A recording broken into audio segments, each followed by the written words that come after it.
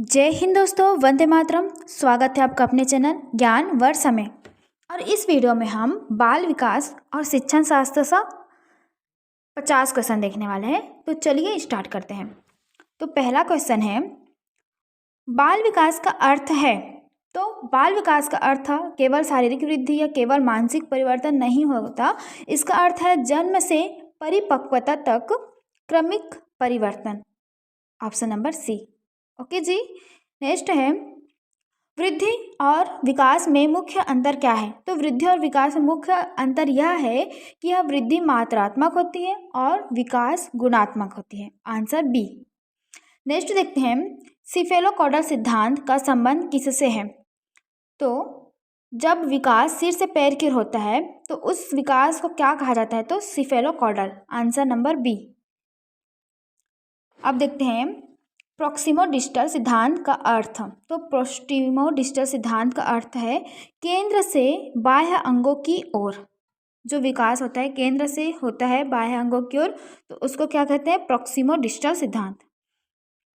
Next है, प्याजे के अनुसार प्रथम अवस्था कौन सी है। तो प्याजे ने संज्ञानात्मक विकास का 4 अवस्था दिया है, उसमें पहली अवस्था है संवेगी गामक अवस्था। नेक्स्ट है, प्याजे के अनुसार वस्तु स्थायित्व का विकास कब होता है। तो यह भी पहली अवस्था में ही हो जाता है, संवेगी गामक अवस्था में।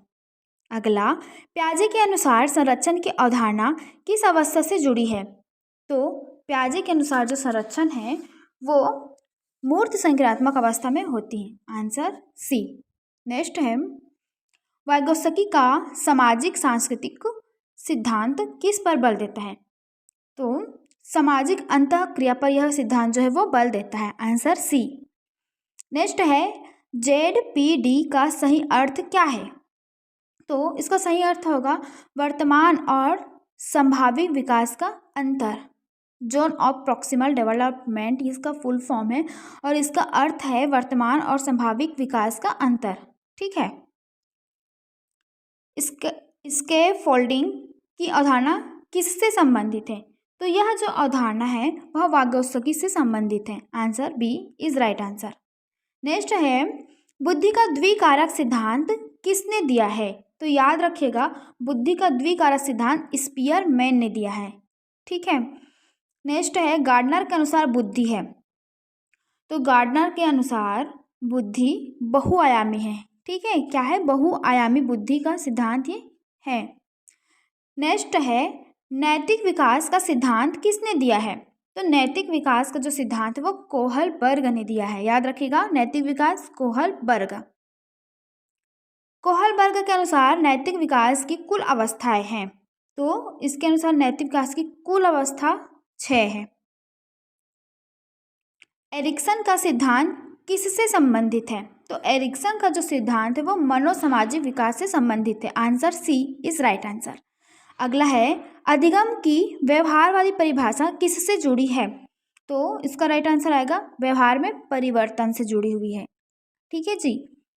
नेक्स्ट है, प्रभाव के नियम का प्रतिपादन किसने किया।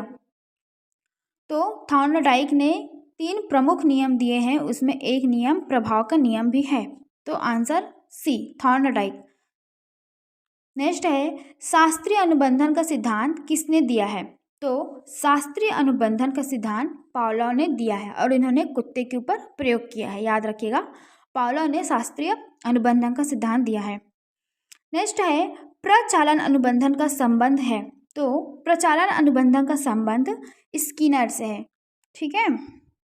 नेक्स्ट है, अंतर्दृष्टि अधिगम सिद्धांत किससे संबंधित है। तो अंतर्दृष्टि अधिगम सिद्धांत जो है वो गेस्टाल्टवाद से संबंधित है और यह अंतर्दृष्टि का सिद्धांत कोहलर का दिया हुआ है। नेक्स्ट है, सामाजिक अधिगम सिद्धांत किसने दिया है। तो सामाजिक अधिगम का सिद्धांत बैंडुरा ने दिया है। याद रखिएगा, बैंडुरा ने सामाजिक अधिगम सिद्धांत दिया है। अगला है, पुनर्बलन का प्रमुख उद्देश्य क्या है। तो इसका राइट आंसर आएगा ऑप्शन नंबर सी, व्यवहार को सुदृढ़ करना। ठीक है, व्यवहार को सुदृढ़ करना पुनर्बलन का प्रमुख उद्देश्य है। अगला है, प्रेरणा का मुख्य कार्य क्या है। ज्ञान देना, व्यवहार को दिशा देना, स्मृति बढ़ाना या सोच बदलना। तो प्रेरणा का मुख्य कार्य है कि जो व्यवहार कर रहे हैं उसे दिशा देना। ठीक है। नेक्स्ट, स्मृति की कौन सी अवस्था सबसे अधिक स्थायी होती है? संवेदी स्मृति, अल्पकालिक स्मृति, दीर्घकालिक या कार्यशील? तो दीर्घकालिक स्मृति जो है वो सबसे अधिक स्थायी स्मृति है। भूलने का अवरोध सिद्धांत किसने दिया है? तो यह सिद्धांत एबिंगहॉस ने दिया है। ठीक है, एबिंगहॉस ने कौन सा सिद्धांत दिया? तो भूलने का अवरोध सिद्धांत इन्होंने दिया है। नेक्स्ट है, व्यक्तिगत भिन्नताओं का प्रमुख कारण क्या है? व्यक्तिगत भिन्नताओं का प्रमुख कारण है आनुवंशिकता, पर्यावरण, दोनों या शिक्षक? तो इसका राइट आंसर आएगा दोनों, आंसर सी। नेक्स्ट है, प्रतिभाशाली बच्चों की पहचान का आधार है केवल अंक, केवल आईक्यू, बहुआयामी मूल्यांकन या उम्र? तो किसी एक फील्ड से या किसी केवल अंक या आईक्यू से प्रतिभाशाली के बच्चों की पहचान नहीं होती। तो बहुआयामी मूल्यांकन से हमें पता चलता है कि कोई बालक प्रतिभाशाली है या नहीं। नेक्स्ट है, विशेष आवश्यकता वाले बच्चे में कौन शामिल है? श्रवण बाधित, दृष्टि बाधित, सीखने में कठिनाई वाले या उपरोक्त सभी? तो इसका भी राइट आंसर क्या आएगा? उपरोक्त सभी। उपरोक्त सभी बालक विशेष आवश्यकता वाले बच्चों में शामिल है। समावेशी शिक्षा का मूल सिद्धांत है। तो समावेशी शिक्षा का मूल सिद्धांत है सभी को समान अवसर प्रदान करना, आंसर सी। बाल केंद्रित शिक्षा का मुख्य लक्ष्य क्या है? पाठ्यक्रम पूर्ण करना, अनुशासन, समग्र विकास या परीक्षा परिणाम? तो समग्र विकास करना बाल केंद्रित शिक्षा का मुख्य लक्ष्य है। रचनावाद के अनुसार सीखना होता है, कैसा होता है? तो सक्रिय निर्माण से सीखना होता है, आंसर सी। नेक्स्ट है, खेल विधि का समर्थक कौन माना जाता है? तो इसका राइट आंसर आएगा आंसर ड्यू। इसे खेल विधि का समर्थक माना जाता है। सृजनात्मकता का संबंध है, तो इसका संबंध नवीन विचारों से है। सृजनात्मकता मतलब नवीन विचार। अगला है, किशोरावस्था की प्रमुख विशेषता क्या है? क्या है? तो भावनात्मक अस्थिरता इस अवस्था में अधिक देखने को मिलती है। 35 नंबर, आत्मसंकल्पना का सर्वाधिक विकास कब होता है? तो यह भी किशोरावस्था में ही होती है। ठीक है जी। अगला है, अनुशासन का लोकतांत्रिक प्रकार आधारित है, तो सहभागिता पर यह आधारित है। नेक्स्ट है, शिक्षण अधिगम प्रक्रिया का केंद्र है, तो शिक्षण अधिगम प्रक्रिया का केंद्र बालक है। बाल केंद्रित शिक्षा हम लागू किया गया है। अधिगम में रुचि क्यों आवश्यक है? डर कम करने हेतु, स्मृति घटाने हेतु, प्रभावी अधिगम हेतु या अनुशासन हेतु? तो अधिगम में रुचि प्रभावी अधिगम हेतु आवश्यक है। रुचि होगी तो हमारा अधिगम और अधिक प्रभावी होगा। भाषा विकास में सबसे महत्वपूर्ण भूमिका किसकी है? तो भाषा विकास के लिए अनुकरण सबसे महत्वपूर्ण भूमिका है, क्योंकि छोटे बच्चे पाठ्य पुस्तक से, व्याख्यान या लेखन से नहीं सीखते। छोटे जो बच्चे होते हैं वो बोलना सीखते हैं भाषा, तो अनुकरण द्वारा अपने आसपास पेरेंट्स को देखकर ही वो भाषा सीखते हैं। तो आंसर आएगा अनुकरण। विद्यालयी असफलता का एक प्रमुख कारण है समान पाठ्यक्रम, व्यक्तिगत भिन्नताओं की अपेक्षा, अधिक परीक्षा या कम गृह कार्य? तो व्यक्तिगत भिन्नताओं की उपेक्षा यह विद्यालयी असफलता का एक प्रमुख कारण है।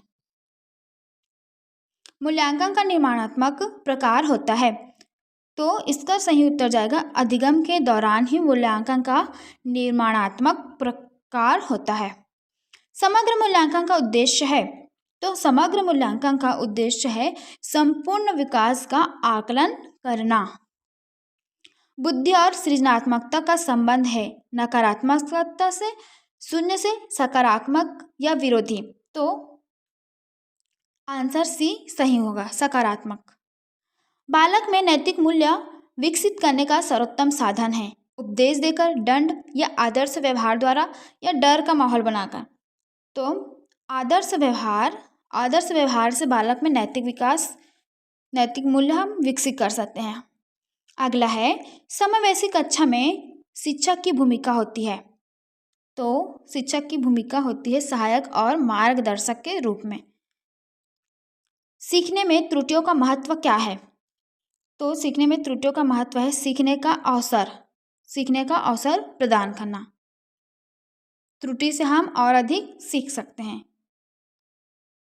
अधिगम को प्रभावित करने वाला आंतरिक कारक है। अधिगम को प्रभावित करने वाला आंतरिक कारक है शिक्षक, पाठ्यक्रम, प्रेरणा या कक्षा। तो बाकी सब तो बाह्य कारक है, किंतु अधिगम का जो आंतरिक कारक है वह प्रेरणा है। प्रेरणा से ही बच्चे को अंदर से सीखने का इच्छा पैदा हो जाता है। तो आंतरिक कारक में प्रेरणा आएगा। बालक का सामाजिक विकास सर्वाधिक प्रभावित होता है। तो सर्वाधिक प्रभावित परिवार से ही होते हैं बालक। पारिवारिक माहौल अच्छा रखना चाहिए हमें। अधिगम जीवन पर्यंत चलने वाली प्रक्रिया है। यह कथन किसका है? तो यह जो कथन है यह कथन है गलत है, आंशिक है, सही है, अनिश्चित है। तो अधिगम हाँ जीवन पर्यंत चलने वाली प्रक्रिया है, यह कथन बिल्कुल सही है। Answer C. आज का लास्ट क्वेश्चन है शिक्षा का अंतिम उद्देश्य क्या है? तो डिग्री, रोजगार, व्यक्तित्व का सर्वांगीण विकास या परीक्षा सफलता। तो व्यक्तित्व का सर्वांगीण विकास शिक्षा का अंतिम उद्देश्य है। और वीडियो अच्छी लगे तो please like and subscribe my channel. Thanks for watching friends.